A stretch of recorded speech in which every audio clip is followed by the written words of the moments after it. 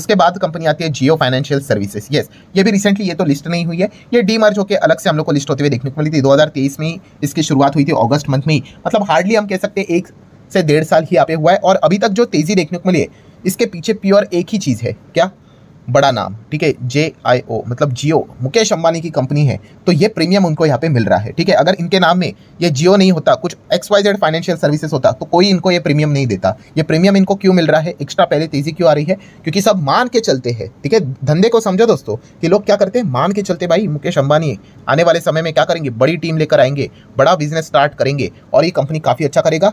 मतलब आप देख सकते हैं अभी तक कमाया भी नहीं उस हिसाब से, फिर भी कंपनी ऑलरेडी इतने हायर लेवल पे चल रही है। नो डाउट नीचे भी आ गया करेक्शन के चलते, बिकॉज मार्केट में प्रेशर है करके, बट इन चीज़ों को समझो, ठीक है। ये आपको समझ में आना चाहिए कि बिजनेस कैसे रन करता है करके, ठीक है। जब आप देखते हो कि कोई भी XYZ कंपनी है, उसको कोई खरीदने आ रहा है तो कोई फर्क नहीं पड़ता है उस स्टॉक को, बट जैसे ही समझ में आएगा कि बड़ा बिजनेसमैन खरीदने आ रहा है तो अपर सर्किट भी लग जाते हैं। तो जियो फाइनेंशियल सर्विसेज की अगर हम बात करें तो फाइनेंस सेगमेंट में ये कंपनी है। अभी फाइनेंस में ऐसा कोई सेगमेंट ये छोड़ने वाले हैं नहीं, ठीक है। हर एक सेगमेंट में आपको ये काम करते हुए देखने को मिलेंगे। शेयर मार्केट की बात करें तो वहाँ पे ब्रोकिंग का भी बिजनेस रहेगा इनका, देन म्यूचुअल फंड का बिजनेस रहेगा, वेल्थ मैनेजमेंट का बिजनेस इनका रहने वाला है, नॉर्मल फाइनेंस का लोन वाला बिजनेस रहेगा, हाउसिंग फाइनेंस का बिजनेस रहने वाला है। रिसेंटली इन्होंने अनाउंस करके यहाँ पे रखा था, इंश्योरेंस के बिजनेस में एक कदम रखने वाले, अभी उसकी ऑफिशियल अनाउंसमेंट होना अभी भी बाकी है, उसी का हर कोई इंतजार करे। मतलब क्या है, फाइनेंस की स्पेस में जहाँ जहाँ पे आपको जो भी सोच चली जाती है आपकी, credit card, debit card, online, UPI, सारी चीज़ों में ये कंपनी हम लोग को एंटर करते हुए देखने को मिलेगी। और इसके पास सबसे बड़ा एडवांटेज कौन सा है, तो हम कह सकते हैं कि इनके बाकी के बिजनेस, कि अगर आप कोई डिजिटल सामान खरीदने जाओगे तो वहाँ पे इनके फाइनेंसिस वाले खड़े रहेंगे।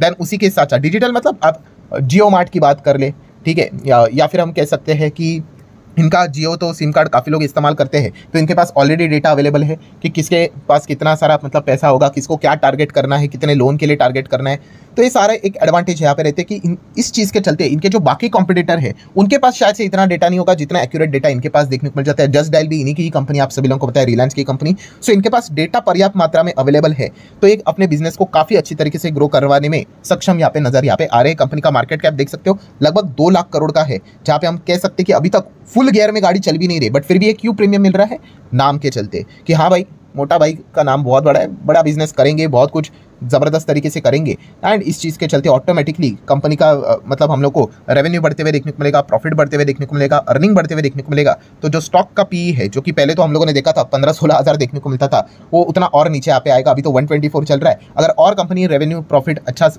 परफॉर्मेंस करना स्टार्ट करेगी तो डेफिनेटली हम यहाँ पे कह सकते हैं कि कंपनी का PE और नीचे आ सकता है। सो फाइनेंस सेगमेंट में देखा गया तो इसमें बजाज फाइनेंस, फिनसर्व जैसी कंपनी है। तीसरे नंबर पे JFS देखने को यहाँ पे मिल जाती है, ठीक है। भविष्य में जब नंबर्स इनके अच्छे आएंगे तो इनका PE भी हम लोग को शायद से नीचे आते हुए देखने को मिल सकता है। यही चीज़ें फिलहाल तो चल रही है। और कंपनी के नंबर्स भी अगर आप देखोगे तो ज़्यादा डेटा अवेलेबल नहीं, इतना सारी डेटा अवेलेबल है। शेयर होल्डिंग पैटर्न की बात करें तो अच्छा डेटा है भाई। प्रमोटर के पास 47 है, FIS DIS आप देख सकते हैं 16-17%, DIS 11-12%, रफली पब्लिक के पास 24% के आसपास की होल्डिंग देखने को मिल रही है। सो ये भी एक ऐसी कंपनी जो रिसेंटली मार्केट में हम लोगों को देखने को मिली थी। और सेम वही चीज़ जैसे मैंने आपको कहा था कि बड़े ग्रुप से बिलोंग करती है, रिलायंस ग्रुप, ठीक है, पहली वाली कंपनी बजाज ग्रुप। एंड तीसरी कंपनी को भाई आप चाहो तो थोड़ा बहुत स्टडी कर सकते हैं, जिसका नाम है टाटा टेक्नोलॉजीज। टाटा ग्रुप की अगर मैं बात करूँ, सबसे बड़ा खासियत क्या पता है, टाटा ग्रुप के जितने भी 25-26 जो भी कंपनी है शेयर बाजार में लिस्टेड, एकदम लॉन्ग टर्म के चार्ट पैटर्न की बात करें ना, हर कंपनी ने पैसा बना के दिया। एकदम लॉन्ग टर्म की मैं बात कर रहा हूँ, शॉर्ट टर्म की नहीं, ठीक है। सो टाटा ग्रुप में सबसे बड़ा एडवांटेज ही यही होता है कि इनके कॉन्टैक्ट सॉलिड है, बहुत सारा ब्रांड वैल्यू है, ठीक है।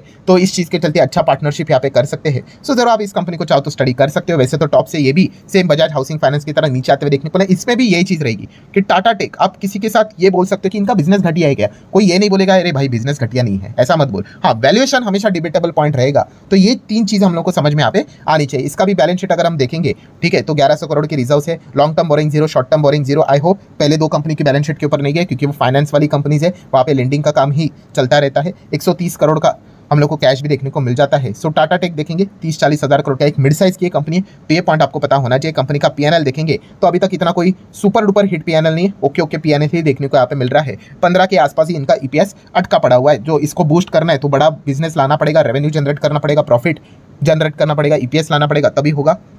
55 का प्रमोटर होल्डिंग है, FIS DIS भी ठीक ठाक है 6-7%, एंड बाकी पब्लिक के पास ही देखने को यहाँ पे मिल रहा है। सो जैसे आप लोगों ने पूछा था उसी हिसाब से अगेन डिस्क्लेमर यहाँ पे क्लियर कट है, कोई रिकमेंडेशन नहीं भाई। हम लोग बिजनेस की यहाँ पे बात करें, जहाँ पे बजाज ग्रुप, एक है टाटा ग्रुप एंड दूसरे रिलायंस ग्रुप, ये 3 कंपनीज मैंने आप लोगों के सामने यहाँ पे रखी हुई है। अब चाहो तो इन कंपनीज को स्टडी कर सकते हैं। इतना हम कह सकते हैं कि भविष्य में आगे 5-10 साल के बाद इनके बिजनेसेस तो जरूर रहेंगे। हाँ, वैल्यूएशन ऊपर नीचे होता रहेगा, फाइटिंग चलती रहेगी, वो एक अलग पार्ट है। बट यस, बाकी के जो कंपनीज है, जो छोटे छोटे कंपनीज है, उनका कोई मतलब फ्यूचर की मतलब गारंटी तो किसी की भी नहीं होती है, ठीक है। बट फिर भी अगर हम लोग यहाँ पे कहे कि इतने बड़े ग्रुप से बिलोंग करती है तो इनको हराना इतना भी सिंपल यहाँ पे नहीं होगा। तो ये एक पॉइंट हम लोग को पता होना चाहिए। तो आशा करता हूँ वीडियो हेल्पफुल लगा होगा। चाहो तो लाइक एंड शेयर कर सकते हैं। मिलते हैं नेक्स्ट वीडियो में, तब तक के लिए बाय।